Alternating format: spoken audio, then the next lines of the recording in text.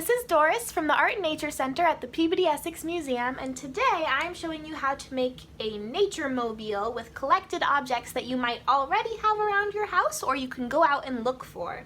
So this one I made with beach finds, so seashells and some really interesting rocks with holes in them that I found at a beach.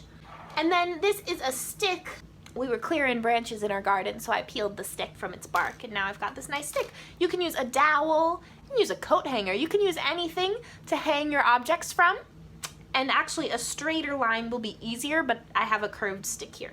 When you hang it, everything should keep a pretty even balance across the bar there. So for today's mobile, I'm using things that I've found in the garden rather than things that I found at the beach. I have another stick from that same shrub we were cutting, and some really cool rocks that I found in all sorts of gardens, including my own, and then this really cool leaf I found. We have an avocado tree, and this fell off of it, and it's heart-shaped, so I really like that. So you want to see where it is that your piece balances even across your finger like this. So you can see that if it's too far in either direction, it falls. You want it to balance without leaning more towards either side. So I've actually done this already and marked the center here.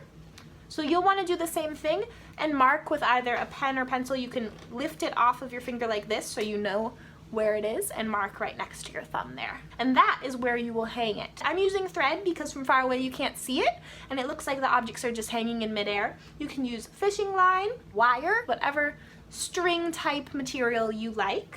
Cut some here.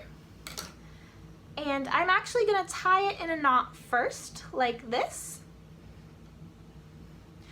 so that I can use a half hitch to attach this string. And the reason I'm doing that is so I can adjust it as I add materials to hang, because the center point will change a little bit as you add things. So my center point's right here where I've marked it.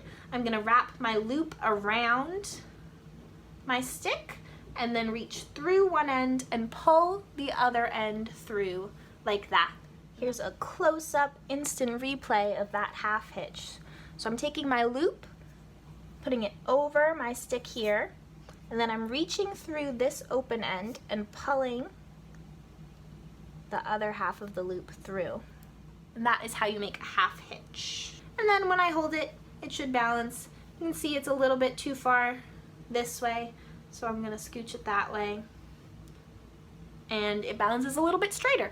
Now to adhere these to my mobile, I'll need some more string. I'm gonna pull it a little bit longer than I think I'm going to need to hang it, and I'm going to create a slip knot. So I'm gonna cross over the string over itself here, so I have a loop.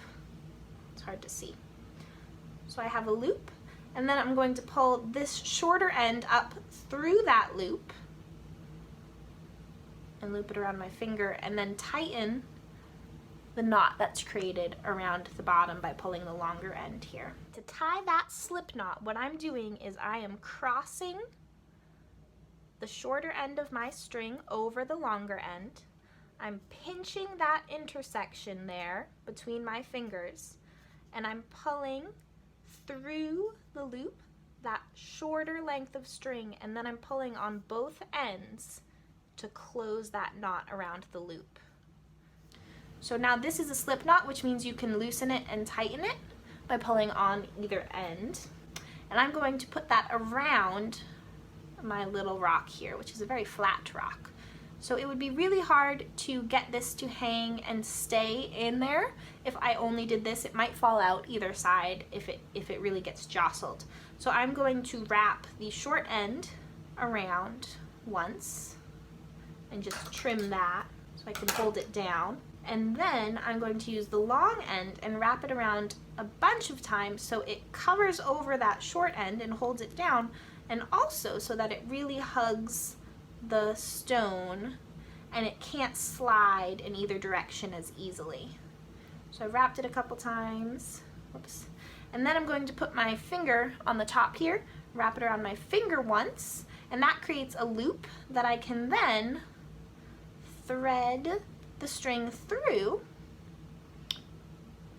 to tie a knot. And I'm going to thread it through not just once, but a few times to create what's called a surgeon's knot, and that will help it to really cinch closed on itself and stay tied. So once I've looped it a few times, I'm going to pull and kind of wiggle it back and forth so it cinches up on the top there. And now I can hang my rock and it's not going to fall out as easily as it could have before. I'm going to do a similar knot on my stick here. And this is a cool stick because it was growing around another plant, and so it's curvy, which is neat. It's actually spiral shaped, but it's hard to tell. Now I'm going to cut my string and create another slip knot. So that I do by looping the string around itself here and then pulling the tail end through and then tightening it. Alright, and now I'm going to put that loop on over the end of my stick and pull tight. And I'm going to pull the short end up. Instead of wrapping it around like I did with my other one, I'm pulling it up, and I'm going to wrap my string, whoops, it's not tight enough, wrap my long end around the short end so it covers it and holds it down. That way it can't come loose. And I'm wrapping up the stick instead of just back and forth over the same area. Alright.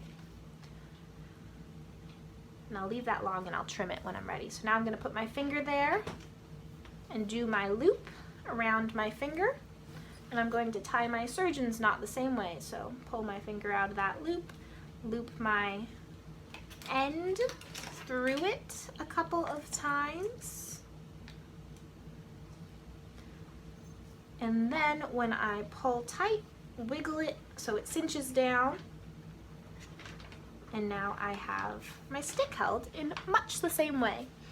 Oh, and I could have done this in the center of the stick, but I wanted it to hang straight down instead of horizontally. I wanted it to hang vertically. So now I'm going to trim that shorter end. All right. Now to arrange your objects on your stick here, you want to choose your heaviest objects to be closest to the center. So I've got this rock here, and the reason you want them closest to the center is because it's easiest to balance heavier things from the center. So I'm going to tie a slip knot just like before. I loop my yarn, my string around itself, and then tie a knot. Pull tight. And then I make the knot a little bit bigger so I can loop it around my stick here.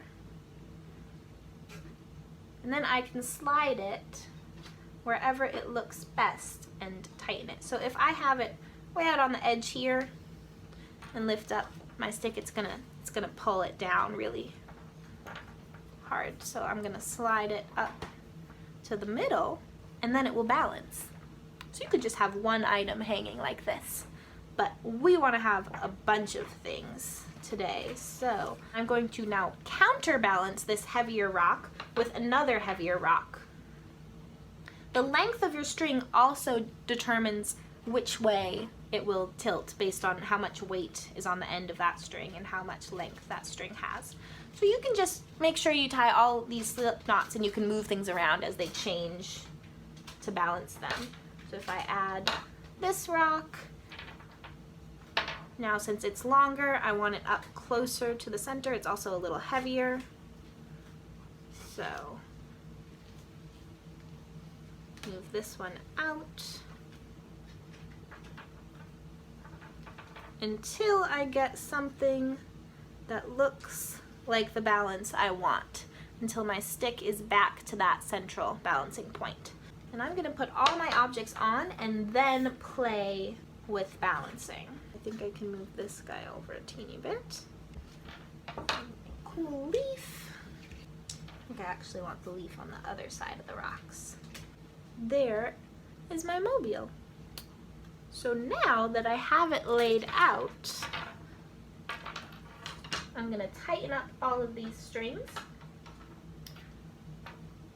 and I can tie them in a second knot just to make sure they stay. So using that shorter end, looping that around and tying it, and then you can trim the extra off. So it's not too long and distracting. I wouldn't trim it too short or the knot will come out, but you can trim it pretty short like that.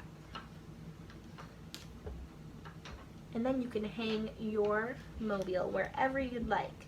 If you have a pretty sturdy one, if you used mostly rocks or stronger shells, you could even hang it outside, and the wind will make the objects bang against each other, which is what a wind chime is. It's a mobile that makes sound.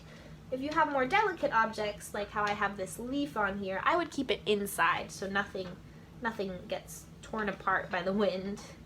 But even inside, you'll see your mobile moving in the air current, which is really neat. And that's part of why mobiles were named mobiles, because they are mobile and they do move in the air currents. There we go. Now I have two pretty cool nature mobiles. Thanks for watching. Please, if you make a mobile of your own, share it with us using the hashtag pempod or hashtag PBDEssex. And I will see you all next time. Have a great day. Bye-bye.